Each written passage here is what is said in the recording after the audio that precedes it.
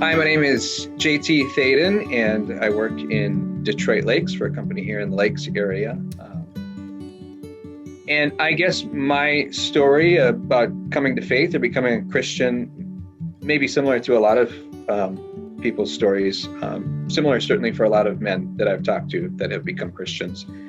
I grew up in Grand Forks, North Dakota, and my parents every Sunday brought me and my two sisters to church. And we went to Sunday school, and that was about it. Really, we never really opened up the Bible at home. We didn't talk about Jesus at home. We certainly prayed before dinner, but it was the same prayer, every day. And once I got finished with high school and moved away to college and moved to Minneapolis, I thought, well, I'm done going to church, because that was just, a thing that we did on Sunday. There was really no, maybe, meaning behind it to me besides just being a tradition, a family tradition. So I stopped going to church, and I did all the things that I thought that young college males would do. I went to parties, I drank a lot, I met a lot of women, and I focused on, my career. So when I graduated from college and moved to Fargo, all that I focused on was my career. And there's always some sort of emptiness. I guess I didn't realize there was an emptiness in those moments, but I was always looking for ways to fill that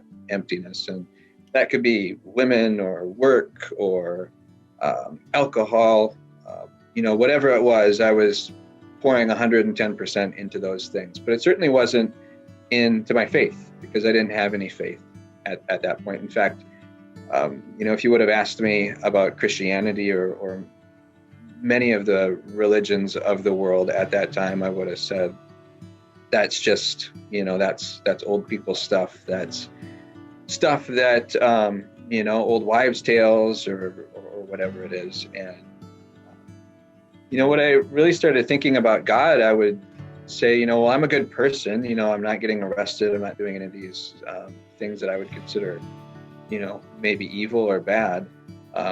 So why is it that I won't go to heaven because of those things? And really, it was just a lack of understanding of what being a Christian means. And it wasn't until I met a beautiful woman, like so many guys that I talk to who become Christians. And the woman, Siri, who's now my wife, I met her at work. And there's something different about her. I couldn't place what it was. She was, I don't know, she seemed like she was always smiling, but there was something different about her. And we would end up talking a lot, and, she would bring up her faith once in a while. And, I would do the non-Christian thing. I'd be like, how can you believe in those things? That doesn't make any sense. And I now know, this is one of the things as a Christian, I point to this a lot, that, oftentimes when you're not a Christian, you say, I'll believe it when I see it. But when I became a Christian, I really realized that it should be the opposite. It was, I'll see it when I start believing it. And this is why I think it's so difficult talking to people who haven't come to faith yet, as they just, they're not seeing the world the same way that I am yet. So I don't know what it was. It's God. Obviously, God has to draw you in. He's calling you to come to him, and we can either accept that call, or we can suppress his voice and harden our hearts. And I remember just distinctly one day at work, and this was in Fargo at the time, and not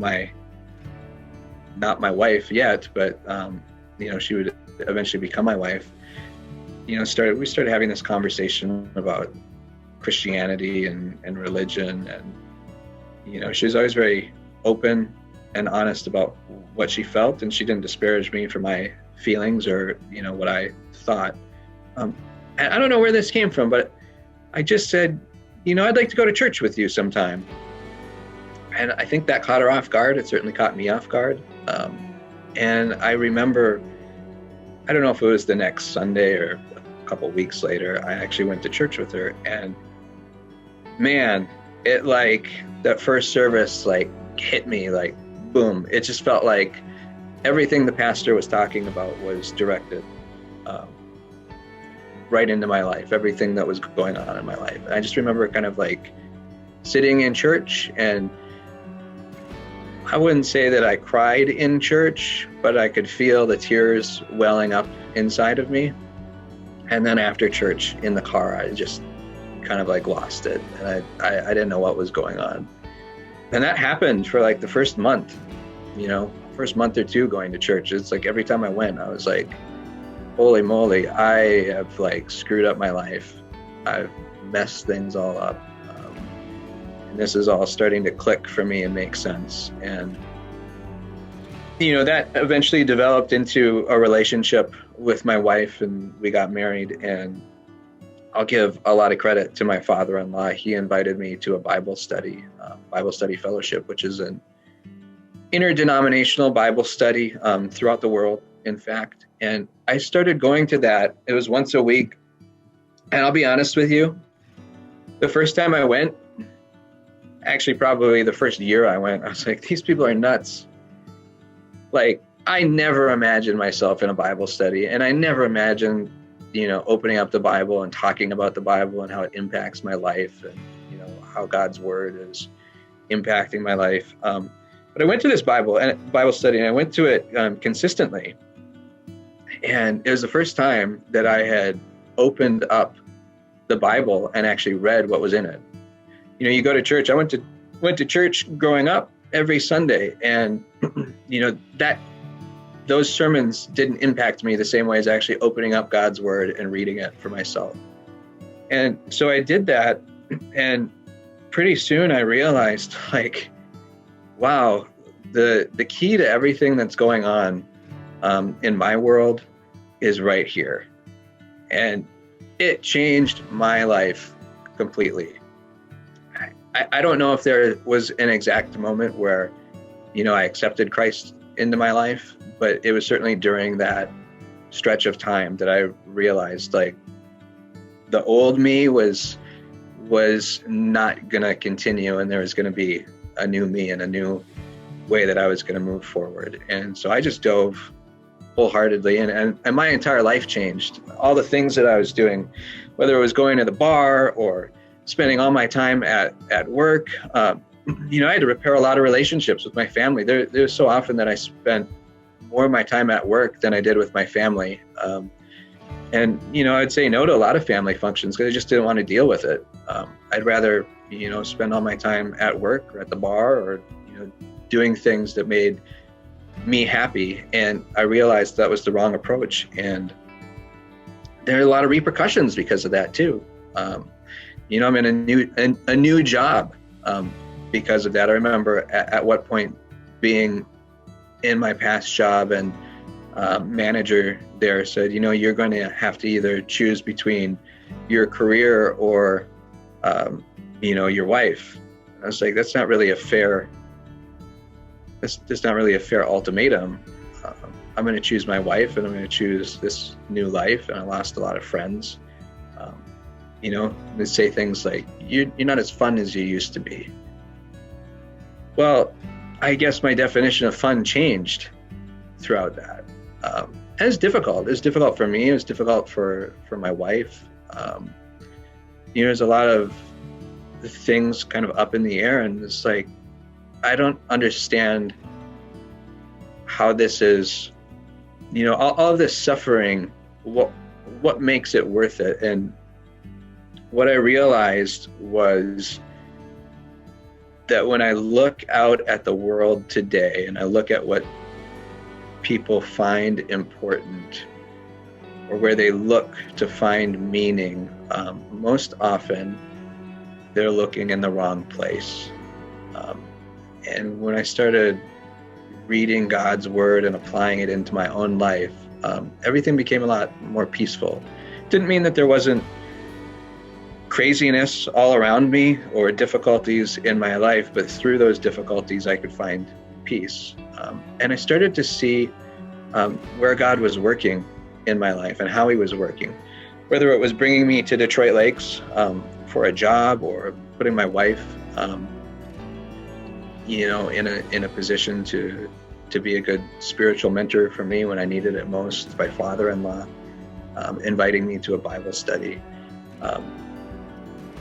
or just the way that I started to manage people and interact with people and care about people. And I guess what I discovered is I'd much rather have the life I have now than the life I had before, that was maybe filled with short-term excitement, but always left me empty. So my whole life changed, and it continues to change, and I'm amazed by that. And when I look at people who are struggling,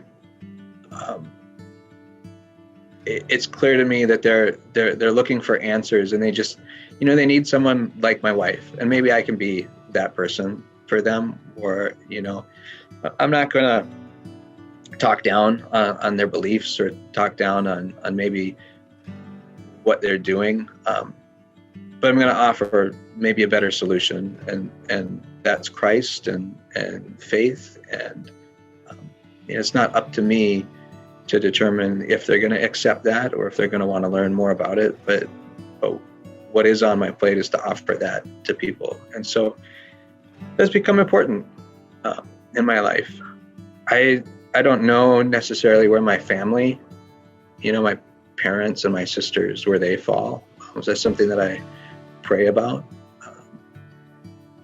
Now that my wife and I have a son, he's 7 months old, how important it is to me to be a godly influence in my son's life, and to kind of dedicate my life to that.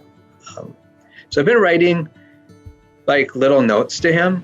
We've got this like journal. I'm not a journaler, but we have this journal, and I write like little notes to him every couple of weeks, and just hope that he doesn't necessarily make the mistakes that I made. Give him kind of the opportunity or the understanding where truth actually is, because that's the big thing. People don't believe that there's a truth anymore. I read a great book a couple of years ago. It was called Not Enough Faith to Be an Atheist. And if you want to read a really dull and dry book, that's a great book, but it walks you through like step by step, logically and scientifically, how God is real, how the words in the Bible are true. You hear people say like truth, there's no such thing as truth. Well, this Bible starts there. It's like, or not this Bible, this book starts there. It says, we got to start at the very beginning. If truth doesn't exist and that's true, then that's a true statement. So truth has to exist, right? And they talk about, I think they call them roadrunner theories. The little roadrunner, he like runs past the cliff and then he falls.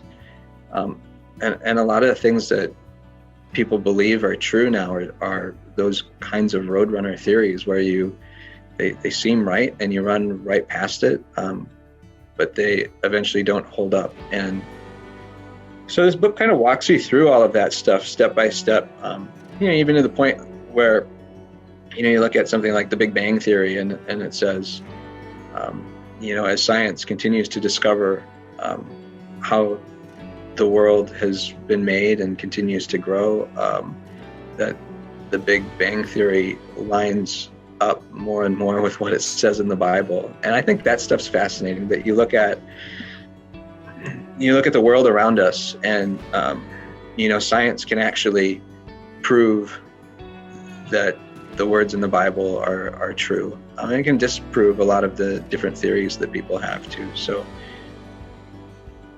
we look at what's going on in politics and the world around us and all the upheaval, and I look at my Bible and I just say, like, the thing that everyone's missing is they're putting their faith in a politician, or in environmental policies, or in this or that, and what they're missing is that they would find so much more peace if they put their faith in Jesus, and if they actually open up their Bible and read it. And the truth's right there. It's all there for you to see and to live out. And so, I don't know. That's my story. I don't know if it's any different than any other person's story. It's meaningful to me. I guess I'm quite thankful. I don't understand necessarily why God has given me second, third, and fourth chances. But here I am. Got a kid, got a wife, trying to live my life and be the best me I can be, and hoping that when people interact with me and when they see something different, like I saw in my wife. Because I think it's less about Bible thumping and more about how you act in front of other people and how you live your life, that they see that there's something different. So